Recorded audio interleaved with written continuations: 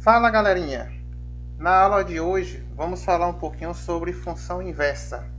O que é função inversa? Como reconhecemos uma função inversa? Como é que se faz o gráfico dela? A gente vai discutir isso e aproveitar uma das aplicações da função inversa que está ligada à criptografia, que consiste em transmissão de mensagens secretas, como foi popularmente utilizada no começo, inclusive durante o período das guerras.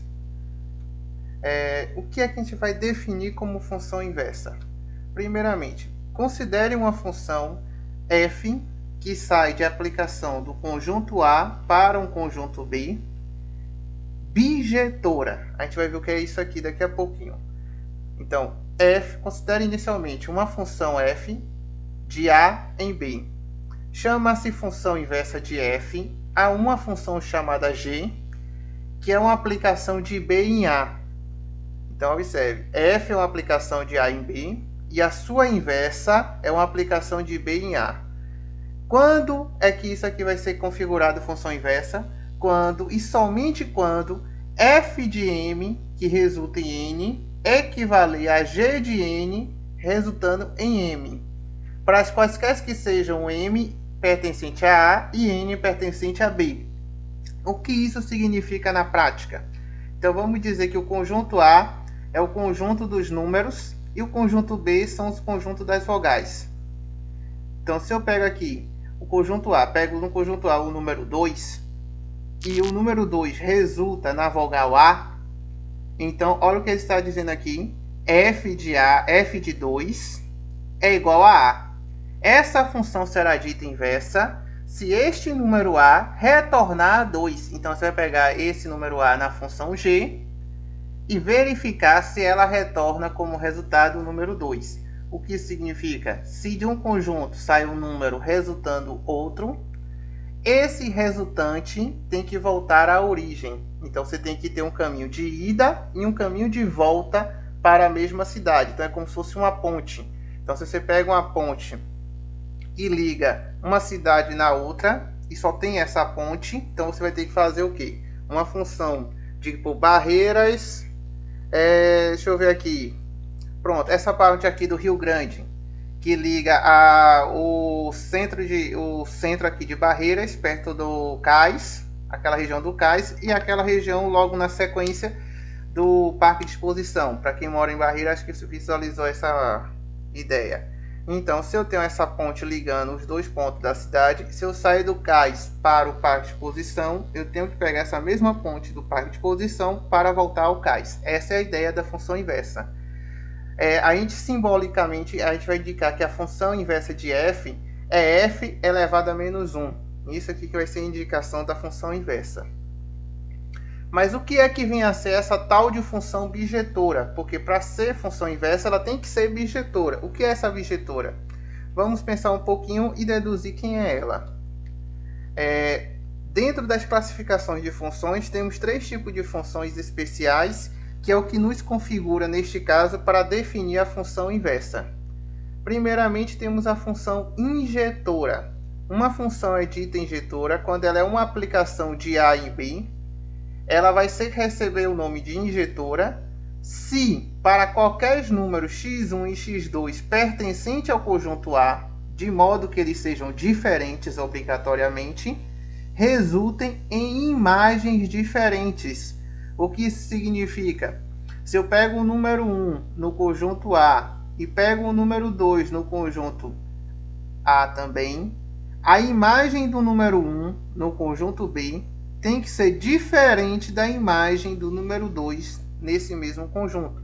Em outras palavras, a função é dita injetora se para cada elemento de A, que são diferentes entre si, resultem em imagens diferentes. A gente pode brincar no dito popular que essa daqui é uma cidade onde não há solteiros. Em outras palavras, melhor dizendo, essa é uma função onde a gente pode associar a ideia de que ela é fiel. Então, são casados fiéis. O que significa dizer que todos os elementos do conjunto A está associado a alguém do conjunto B de forma única. Então, ele só tem uma única imagem no conjunto B. Então, B é um conjunto fiel a A. A gente vai ver graficamente com alguns diagramas para entender melhor. Função sobrejetora.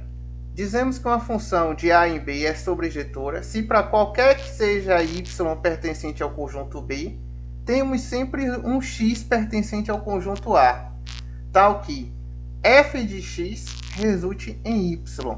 Em outras palavras, dizemos que a função é sobrejetora se o conjunto imagem da função for todo o conjunto B. Em outra linguagem, a gente pode associar que a função sobrejetora é o conjunto, é a função onde não há elementos sobrando no conjunto B. É uma cidade, B agora é uma cidade onde todos são casados. Então, B está associado a alguém no conjunto A. Então, todos os elementos de B possuem elemento em A. E a bijetora, bi são duas. Então, ela é duas coisas ao mesmo tempo. O que isso significa dizer? Uma função é bijetora se ela for sobrejetora e injetora. Então, no nosso caso da função inversa, que ela diz que a função inversa é uma função bijetora, ela vai ser bijetora porque ela é injetora e sobrejetora simultaneamente. Professor, não consegui entender o que essa linguagem aqui está dizendo. Vamos visualizar com o diagrama e no diagrama vai ficar melhor de entender o exemplo que eu disse com solteiros e casados. Então aqui eu tenho o seguinte, em resumo, esqueci de botar a animação ali no x1 e x2, ignore ele por enquanto. Função injetora. Na função injetora, cada elemento do domínio só pode possuir uma única imagem. É isso que a função injetora estava dizendo. Então, cada elemento do domínio só possui uma única imagem. Aqui a gente tem uma relação, ó. Cada elemento do domínio só possui uma única imagem. Isso significa dizer o quê? Que o conjunto de chegada, que é o conjunto B, todos que estão associados são fiéis ao conjunto A. Então, todos que estiverem associados são fiéis. Então, na função injetora, eu posso associar a ideia de fidelidade no conjunto. Então, todos possuem um único elemento do domínio associado a ele. A função sobrejetora. A função é dita sobrejetora se o conjunto imagem da função for o próprio contradomínio. Em outras palavras, o conjunto imagem é todo o conjunto de chegada, o conjunto B. Como a gente pode ver aqui, ó. Essa aqui é um exemplo de função sobrejetora. Os elementos 4 e 1 estão associados a alguém do domínio. Então, a gente já visualizou na aula anterior o que é função. Uma função é uma relação que existe em que todos os elementos do conjunto A estão associados ao conjunto B e cada elemento só pode ser associado a um único elemento do conjunto B. Então, essas funções aqui, elas todas são funções. Atende isso. Só que para ser sobrejetora, ela tem que ser uma função onde o conjunto imagem é o próprio contradomínio. Em outras palavras, eu posso dizer que a função sobrejetora é uma cidade onde não há solteiros no conjunto de chegada. Todos estão associados. Na injetora, é uma função injetora se todas as imagens que estiverem associadas forem fiéis. Em outras palavras, aqui pode haver solteiro, só não pode haver infiel. Então, aqui é função injetora. Essa daqui eu não posso dizer que é injetora, porque o número 4 está associado a mais de um elemento do domínio. E para ser injetora, cada um da imagem só pode ter um elemento no domínio. Essa daqui eu não posso dizer que é sobrejetora, porque não posso dizer que a sobrejetora, o conjunto B, não pode ter elemento sem associar. O conjunto B tem que ser todos eles de imagem para poder ser chamado de sobrejetora. Em outras palavras, não pode haver solteiro nesse conjunto. E o que é que a gente vai definir como função bijetora? Uma função é dita bijetora quando ela é injetora e sobrejetora ao mesmo tempo. Em outras palavras, todos os elementos do conjunto B são fiéis e todos eles estão associados. Em outras palavras, a função bijetora seria a ideia de uma cidade onde todos são fiéis e todos são casados. Então não existe nem solteiro nem infiel nessa cidade. É uma cidade perfeita. Agora a gente pode retornar então para a nossa função inversa. Já definimos o que pode ser uma função bijetora. Então aqui, para poder exemplificar uma função inversa, pela definição que a gente viu que f de m resulta em n, se g de n retornar m. O que isso significa na prática? Olha aqui que a gente tem um exemplo. Considere uma função real f dada por 2x menos 1. A função f tem inversa, e a inversa dela eu estou definindo como sendo x mais 1 sobre 2. Depois a gente vai verificar como é que a gente faz da função f para chegar na sua inversa. Então vamos lá. Primeiramente, olha o que é que ele estava dizendo. Se eu associar 3 no lugar de x, significa o quê? No lugar do número x eu vou colocar 3. A função f é 2 vezes x menos 1. X eu estou chamando de 3, então isso aqui vai ficar 2 vezes 3 menos 1. 2 vezes 3 é 6, 6 menos 1 resulta em 5.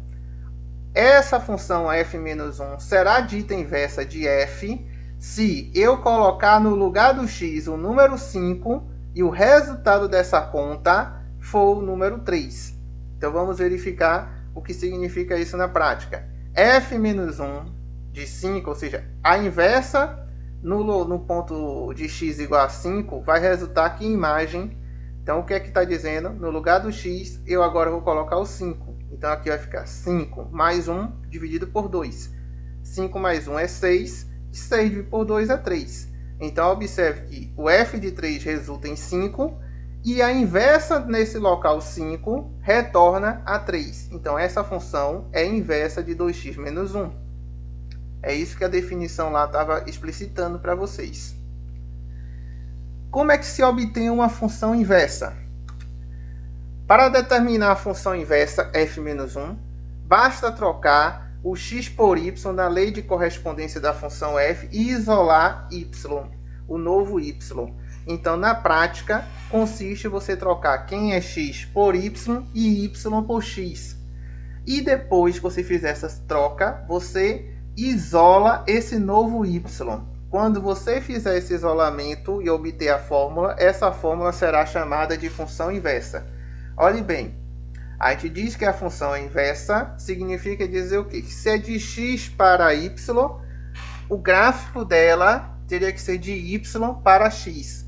Na prática, é como se você estivesse girando o gráfico da função, o eixo x nesse giro para no lugar do eixo y e o eixo y para no lugar do eixo x.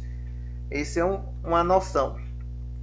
Então, tem um exemplo aqui, ó. Seja f uma função real definida por 2x menos 5.